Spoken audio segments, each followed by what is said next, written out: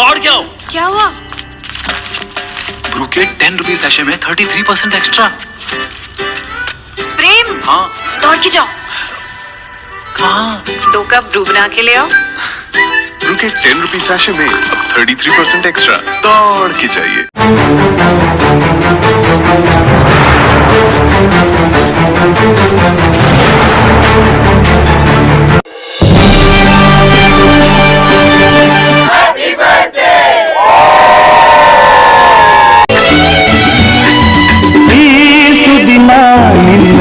ಜನ್ಮದಿನ ಸಂತೋಷದ ಶುಭ ಸುದಿನ ಈ ಸುದಿನ ನಿನ್ನ ಜನ್ಮದಿನ ಹಳೆಯದು ಮರೆಯಲಿ ಹೊಸತಿನಲ್ಲಿ ಈ ಜೀವನ ನಲಿಯಲಿ ಹರುಷದಲ್ಲಿ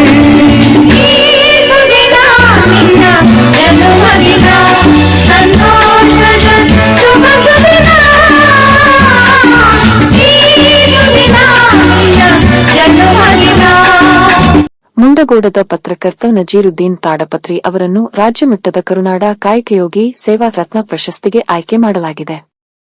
ಕರುನಾಡ ಕನ್ನಡ ಸಾಹಿತ್ಯ ಹಾಗೂ ಸಾಂಸ್ಕೃತಿಕ ಬಳಗ ಬೆಂಗಳೂರು ಇವರ ವತಿಯಿಂದ ಮೇ 25ರಂದು ಹಾವೇರಿಯಲ್ಲಿ ಆಯೋಜಿಸಲಾಗಿರುವ ರಾಜ್ಯ ಮಟ್ಟದ 2ನೇ ಕನ್ನಡ ಸಾಹಿತ್ಯ ಸಮ್ಮೇಳನದಲ್ಲಿ ಪ್ರಶಸ್ತಿ ಪ್ರದಾನ ಮಾಡಲಾಗುವುದು ಎಂದು ಕರುನಾಡು ಕನ್ನಡ ಸಾಹಿತ್ಯ ಹಾಗೂ ಸಾಂಸ್ಕೃತಿಕ ಬಳಗದ ರಾಜ್ಯಾಧ್ಯಕ್ಷರಾದ ಎಸ್.ಡಿ. ಮುಡಿಣ್ಣವರ ತಿಳಿಸಿದ್ದಾರೆ. ನಿಖರ ನಿಷ್ಪಕ್ಷಪಾತ ಸುದ್ದಿಗಾಗಿ ರಾಜ್ ನ್ಯೂಸ್ ಲೈನ್ ಅನ್ನು ತಪ್ಪದೇ ನೋಡಿ. ಕೇಂದ್ರ ಬಿಜೆಪಿ ಸರ್ಕಾರಕ್ಕೆ ಡೀಸೆಲ್ ಪೆಟ್ರೋಲ್ ದರ ಏರಿಕೆ ಮಾಡಿದ ಬಿಜೆಪಿ ಸರ್ಕಾರಕ್ಕೆ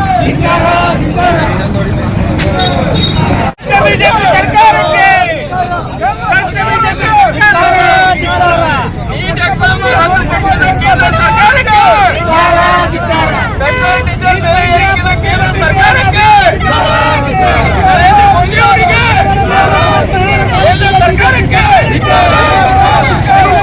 ಯುವ ಕಾಂಗ್ರೆಸ್ ತಾಲೂಕು ಸಮಿತಿ ಮುಂಡಗೋಡ ಆಶ್ರಯದಲ್ಲಿ ನೀಟ್ ಪರೀಕ್ಷೆ ಪ್ರಶ್ನೆ ಪತ್ರಿಕೆ ಸೋರಿಕೆ ಹಾಗೂ ಡೀಸೆಲ್ ದರ ಏರಿಕೆಯನ್ನು ಖಂಡಿಸಿ ಕೇಂದ್ರದ ಬಿಜೆಪಿ ಸರ್ಕಾರದ ವಿರುದ್ಧ ಇಂದು ಶುಕ್ರವಾರ ಮುಂಡಗೋಡನಲ್ಲಿ ಪ್ರತಿಭಟನೆ ನಡೆಯಿತು. ಈ ಸಂದರ್ಭದಲ್ಲಿ ಕೆಪಿಸಿಸಿ ಸದಸ್ಯರಾದ ವಿವೇಕ ಹೆಬ್ಬಾರ, ಮುಂಡಗೋಡ ತಾಲೂಕಾ ಬ್ಲಾಕ್ ಕಾಂಗ್ರೆಸ್ ಅಧ್ಯಕ್ಷರಾದ ಕೃಷ್ಣ ಹಿರೇಹಳ್ಳಿ, ಯುವ ಕಾಂಗ್ರೆಸ್ ಅಧ್ಯಕ್ಷರಾದ ರಾಜು ಕುಟ್ರಿ, ಜಿಲ್ಲಾ ಮಹಿಳಾ ಕಾಂಗ್ರೆಸ್ ಅಧ್ಯಕ್ಷರಾದ ಶಾರದಾ ರಾಠೋಡ, ಕಾರ್ಯದರ್ಶಿ ಸಲ್ಮಾ ಶೇರ್ಖಾನೆ, ಮುಖಂಡರಾದ ರವಿಗೌಡ ಪಾಟೀಲ, ವಿನಯ ಸಂಗುರಮಠ, ವೈಪಿ ಭುಜಂಗಿ, ರಾಮಕೃಷ್ಣ ಮೂಲಿಮನಿ, ಜ್ಞಾನೇಶ್ವರ ಗುಡಿಯಾಳ, ಕಿರಣ ಶೇರ್ಖಾನೆ, ಗೌಸ್ ಮಕಾನದಾರ, ರಫೀಕ ಇನಾಂದಾರ, ಆಲೆಹಸನ ಬೆಂಡಿಗೇರಿ, ರಾಜು ಬೋವಿ, ಹುಲಗಪ್ಪ ಬೋವಿವಡ್ಡರ ಮುಂತಾದವರಿದ್ದರು. ಮುಡಗೋಡ ತಾಲೂಕಿನ ಯಾವತ್ತೂ ಕಾಂಗ್ರೆಸ್ ಪಕ್ಷದಿಂದ ಇವತ್ತಿನ ದಿನ ವಿತ್ ಕಾಂಗ್ರೆಸ್ ಮತ್ತು ಬ್ಲಾಕ್ ಕಾಂಗ್ರೆಸ್ ವತಿಯಿಂದ ಈ ಒಂದು ಕೇಂದ್ರ ಬಿಜೆಪಿ ಸರ್ಕಾರದ ವಿರುದ್ಧ ಇವತ್ತು ನಾವೇನು ಕಾಂಗ್ರೆಸ್ ಪಕ್ಷ ಸ್ಟ್ರೈಕ್ ಮಾಡ್ತಾ ಇದ್ದೇವೆ.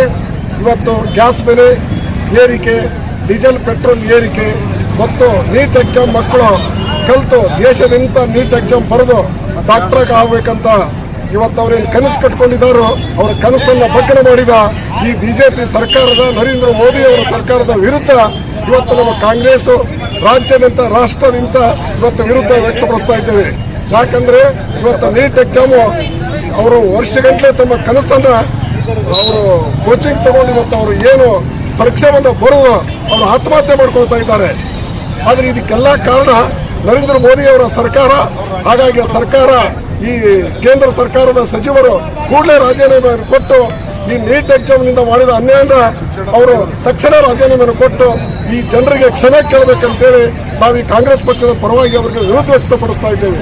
ಹಾಗಾಗಿ ತಾವೆಲ್ಲರೂ ರಾಜ್ಯದಲ್ಲಾಗಿರ್ಬೋದು, ತಾಲೂಕಿನಲ್ಲಾಗಿರ್ಬೋದು, ಎಲ್ಲ ಸಾಮಾನ್ಯ ಜನರ ಮಕ್ಕಳನ್ನ ಅವರ ಭವಿಷ್ಯವನ್ನು ಮಣ್ಣು ಮಾಡಿದ ನೀಟ್ ಎಕ್ಸಾಮ್ನಲ್ಲಿ ಇಂಥ ದೊಡ್ಡ ಅಪಾದನೆ ಬಂದಾಗ ಈ ಕೇಂದ್ರ ಸಚಿವರು ರಾಜೀನಾಮೆ ಕೊಡಬೇಕಂತೇಳಿ ಈ ಮುಖಾಂತರ ಆಗ್ರಹಿಸ್ತಾ ಇದ್ದೇವೆ. ಹಾಗಾಗಿ ಇಲ್ಲಿ ಸೇರುವಂತ ಎಲ್ಲ ಕಾಂಗ್ರೆಸ್ ಪಕ್ಷದ ಮುಖಂಡರು, ಕಾರ್ಯಕರ್ತರು, ಪತ್ರಿಕಾ ವರದಿಗಾರರಿಗೆ, ಮೀಡಿಯಾದವರಿಗೆ ನಮ್ಮೆಲ್ಲರಿಗೆ ಈ ಸಂದರ್ಭದಲ್ಲಿ ಧನ್ಯವಾದಗಳನ್ನು ಸಲ್ಲಿಸಿ ಈಗ ನಮ್ಮ ಯುವ ಮುಖಂಡರಾದಂಥ ವಿವೇಕ್ ಹೆಬ್ಬಾರ್ ಅವರು ಬಂದು ಈಗ ಕೆಲವು ಮಾತುಗಳನ್ನು ಆಡಲಿದ್ದಾರೆ. ಹಾಗಾಗಿ ತಾವೆಲ್ಲರೂ ಶಾಂತಿ ಇರಬೇಕಂತೇಳಿ ಕೇಳ್ಕೊಳ್ತಾ ಇದ್ದಾರೆ.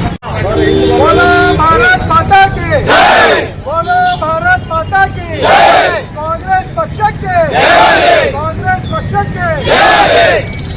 ಮತ್ತೆ ಕಾರ್ಯಕರ್ತ ಬಂಧುಗಳೇ, ಇವತ್ತು ನಾವೆಲ್ಲ ಸೇರಿದಂಥ ಮುಖ್ಯ ಉದ್ದೇಶ ಈ ದೇಶದಲ್ಲಿ ಕೇಂದ್ರ ಸರ್ಕಾರದ ವಿಫಲತೆ, ವಿಶೇಷವಾಗಿ ವಿದ್ಯಾರ್ಥಿಗಳು ವರ್ಷಾನುಗಟ್ಟಲೆ ನಾವು ಡಾಕ್ಟರ್ ಆಗಬೇಕು, ಈ ದೇಶ ಜನರ ಸೇವೆ ಮಾಡಬೇಕು ಹೇಳುವಂಥ ಉದ್ದೇಶದಿಂದ ವರ್ಷಾನುಗಟ್ಟಲೆ ಹಗಲು ರಾತ್ರಿ ಓದಿ ಒಂದು ಪರೀಕ್ಷೆಗೆ ತಯಾರಾಗಿರ್ತಾರೆ. ನಮ್ಮನ್ನೆಲ್ಲ ನಮ್ಮ ಅಕ್ಕ ತಂಗಿಯರು ಮಕ್ಕಳು ಎಲ್ಲ ವಿದ್ಯಾಭ್ಯಾಸಕ್ಕೆ ಯಾವ ತಯಾರಾಗಿ ಅಂತ ಒಬ್ಬರೇ ಗೊತ್ತಿರುವಂಥ ವಿಚಾರ.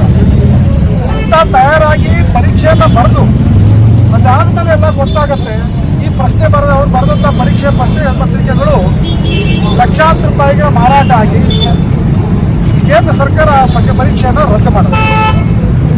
ಒಂದು ವರ್ಷಗಳಿಂದ ಪಾಪ ತಯಾರಾದಂಥ ಏನು ವಿದ್ಯಾರ್ಥಿಗಳು ಅವರ ಜೀವನ ಜೊತೆ ಕೇಂದ್ರ ಸರ್ಕಾರ ಈ ಥರ ಚೆಲ್ಲಾಟ ಆಡ್ತಾ ಇರುವಂಥದ್ದು, ಇಡೀ ವಿದ್ಯಾರ್ಥಿಗಳ ಭವಿಷ್ಯ ಜೊತೆ ಆಡ್ತಾ ಇರುವಂಥ ಒಂದು ಚೆಲ್ಲಾಟ, ಇದು ಕೇಂದ್ರ ಸರ್ಕಾರಕ್ಕೆ ಧಿಕ್ಕಾರ. ಹಾಗಾಗಿ ಈ ವಿದ್ಯಾರ್ಥಿಗಳ ಜೊತೆ ಜೀವನ ಜೊತೆ ಆಟ ಆಡೋದನ್ನು ಕೇಂದ್ರ ಸರ್ಕಾರ ನಿಲ್ಲಿಸಬೇಕು. ಇದ್ರ ಜೊತೆಗೆ ಮುಖ್ಯವಾದ ವಿಷಯ ಅಂತಂದ್ರೆ ಯಾವುದೋ ಅಧಿಕಾರಿಗಳು ಅದಕ್ಕೆ ಬಲಿಪಶು ಮಾಡಿ ಕೇಂದ್ರ ಸರ್ಕಾರದ ಯಾವುದೇ ಜವಾಬ್ದಾರಿತ ಮಂತ್ರಿಗಳು ಯಾರೂ ಕೂಡ ಅದಕ್ಕೆ ಜವಾಬ್ದಾರಿನ ಮಾಡ್ದೇನೆ, ಅವ್ರನ್ನ ವಜಾನೂ ಮಾಡ್ದೇನೆ ಜನರ ಕಣ್ಣಿಗೆ ಮಣ್ಣು ಹರಿಸುವಂಥ ತಂತ್ರ ಏನು ಕೇಂದ್ರ ಸರ್ಕಾರ ಮಾಡ್ತಾ ಇದೆ.